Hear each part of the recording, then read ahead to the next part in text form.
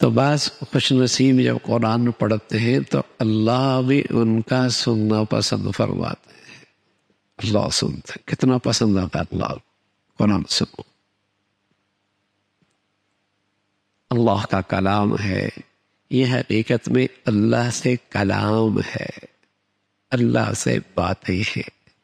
اللہ سے باتیں. پتہ نہیں کس کس سے باتیں کرتا ہے یہ آج کا مسلمان. لیکن اگر آج اس کے پاس فرصت نہیں ہے تو اپنے محبوب حقیقی سے بات کرنے کی فرصت نہیں ہے.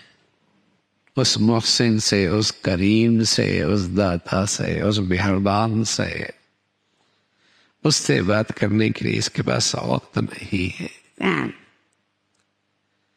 تو اللہ کا کلام، اللہ سے کلام کا مقام ہے. اللہ سے باتیں ہیں مزے لے لے کر، اللہ کی عظمت کے ساتھ، اللہ کی محبت کے ساتھ، ادب کے ساتھ احترام کے ساتھ قرآن کی تلاوت اللہ سے کلام کی طرح ہے. اور جہاں میرے عزیزو قرآن کا تلاوت کرنا بڑی سعادت کی بات ہے، وہاں عظمت، محبت، ادب کے ساتھ قرآن کو سننا بھی بڑی سعادت کی بات ہے. جہاں قرآن کی تلاوت بڑی عظمت کی چیز ہے، بڑی سعادت کی چیز ہے، وہاں قرآن کو عظمت کے ساتھ، ادب کے ساتھ، احترام کے ساتھ سننا بھی بڑی سعادت کی بات ہے. تو رمضان کا موسم قرآن کا موسم ہے. قرآن اور رمضان ساتھ ساتھ چلتے ہیں.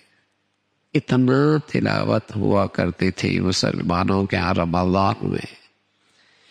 اگر آج ان کی تلاوت کا تذکرہ ہونے لگ جائے تو بس اوقات ہم جیسوں کو تو یقین بھی نہ ہے کہ ایک آدمی اتنی تلاوت کرتا کہ دن میں ایک قرآن کے بقدر تلاوت ہو جاتی، رات اتنی تلاوت کرتا کہ ایک قرآن کے بقدر تلاوت ہو جاتی. تو روزانہ 2 قرآن، 30 دنوں میں 60 قرآن ایک تراویحوں میں پڑھتا. 61 قرآن ایک رمضان میں پڑھ لیا کرتا تھا. امام ابو حنیفہ رحمۃ اللہ علیہ، امام شافعی رحمۃ اللہ علیہ، ان حالات کی زندگی میں اتنی تلاوت کہ ایک قرآن کے بقدر. مثلا ایک آدمی نے ایک تلاوت رات کو قرآن تراویح میں پڑھنا ہے تو اس کو اتنی بار پڑھتا کہ ایک قرآن کے بقدر تلاوت ہو جاتی. حضرت شیخ الحدیث مولانا زکریا رحمۃ اللہ علیہ فرمایا کرتے تھے، جو رات کو میری منزل پڑھنی ہوتی تھی میں اس کو 31 مرتبہ پڑھتا تھا. ایک قرآن سے بھی کچھ زیادہ، کہ اگر 29 کے چاند ہو جائے تو میری 30 قرآن ختم کرنے کی گنتی پوری ہو جائے. اتنی کثرت سے قرآن کی تلاوت. اور کیوں نہ ہو، اللہ کا نبی صلی اللہ علیہ وسلم کے ہاں جبرائیل امین رمضان میں آیا کرتے تھے. آپ انہیں قرآن سناتے تھے، وہ آپ کو قرآن سنایا کرتے. دور ہوا کرتا تھا، دور کہ رمضان میں پڑھنے کا سعادت بھی مل جائے، سننے کی سعادت بھی مل جائے.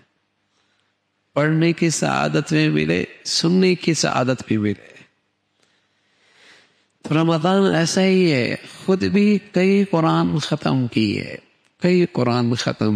اور جب تراویحوں کا موقع آیا، سننے کا موقع آیا، ادب کے ساتھ، عظمت کے ساتھ اللہ کا کلام سنا.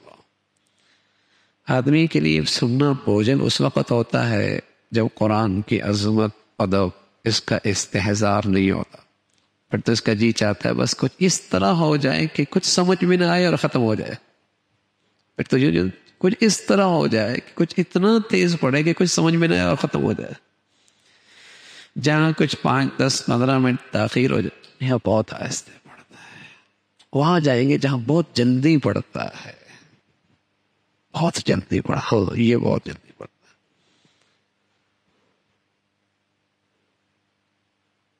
تو جب آدمی عظمت ادب سے خالی ہو جاتا ہے تو پھر اس کے لیے تو سننا ہی مشکل ہوتا ہے.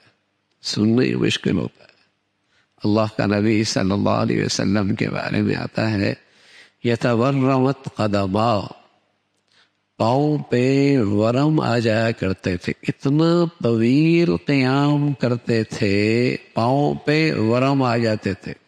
بتاؤ کتنا لمبا قیام ہوتا ہوگا. پاؤں پہ ورم ایسے ہی تو نہیں آتا.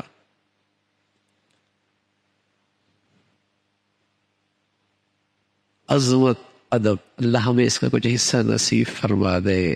ہاں پھر تو آدمی چھل جائے وہاں چھو جاؤ، مزے مزے سے قرآن پڑھ.